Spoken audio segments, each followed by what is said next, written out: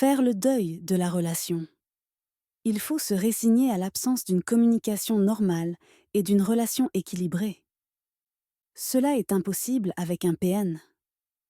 À aucun moment, son discours n'a été véritablement sincère ou authentique. Tout était erroné, calculé, planifié, anticipé et surtout maîtrisé. Pendant longtemps, la victime persiste dans la relation, car elle est convaincue que l'amour est là, sous-jacent et profondément enfoui, et surtout prêt à émerger à nouveau. Alors elle minimisait les conflits et les critiques. Le PN a su créer en elle un souvenir indélébile qui ressurgit chaque fois qu'elle remet en question ses sentiments ou les siens. Son talent réside dans sa capacité à savoir précisément à quel moment faire revivre cette empreinte. Oublier les instants précieux partagés avec un PN est une étape essentielle dans le processus de réhabilitation.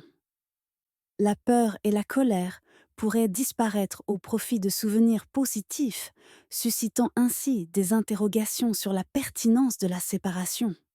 Ces souvenirs, profondément ancrés dans la mémoire en raison des émotions qu'ils éveillent, se retrouvent enrichis, ce qui peut expliquer pourquoi la période de deuil après une relation est parfois marquée par une certaine nostalgie. L'attachement à son bourreau révèle souvent une dépendance pathologique, fréquemment confondue avec de l'amour. Par conséquent, même si la rupture est déjà effective, il est préférable de prévoir l'émergence de sentiments confus et dérangeants. Si la faiblesse s'installe chez la victime, il lui suffit de repenser à ses souvenirs douloureux et humiliants pour retrouver la vérité. J'ai proposé de coucher par écrit l'histoire et les blessures, en mettant en avant tout ce qui sortait de l'ordinaire. La victime ne devra pas hésiter à revisiter ses souvenirs lorsqu'elle se sentira prête à succomber de nouveau aux manipulations du pervers narcissique.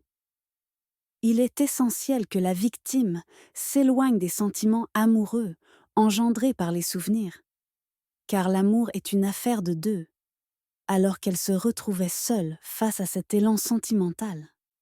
Si elle fait preuve de sincérité, elle doit accepter que ce n'était pas réciproque. Il est donc essentiel de reconnaître et d'accepter le fait qu'il n'y a jamais eu d'amour véritable de la part du PN. Il n'y a jamais eu de nous. Il a commencé à mentir dès le départ, et la relation n'a jamais été bâtie sur des bases fiables. Les manipulateurs manient le mensonge comme personne.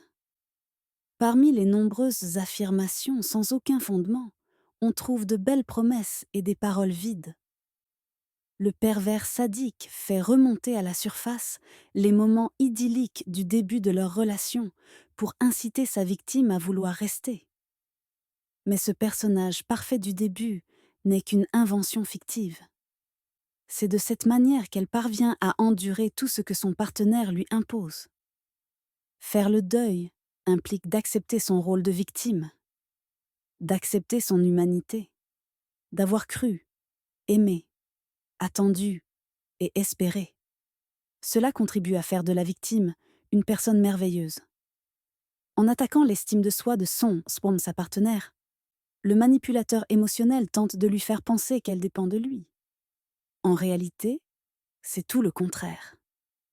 Afin de remédier à son manque narcissique, ce prédateur émotionnel se voit obligé d'extraire l'énergie vitale de sa proie, car sans elle, sa survie psychique serait impossible.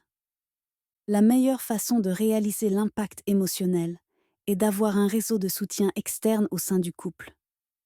La famille, les amis, les thérapeutes, les conseillers ou d'autres personnes peuvent être des soutiens essentiels pour aider la victime à comprendre que la relation amoureuse n'est pas normale, qu'elle n'a aucun fondement solide, qu'elle détruit la victime, qu'elle est un mensonge.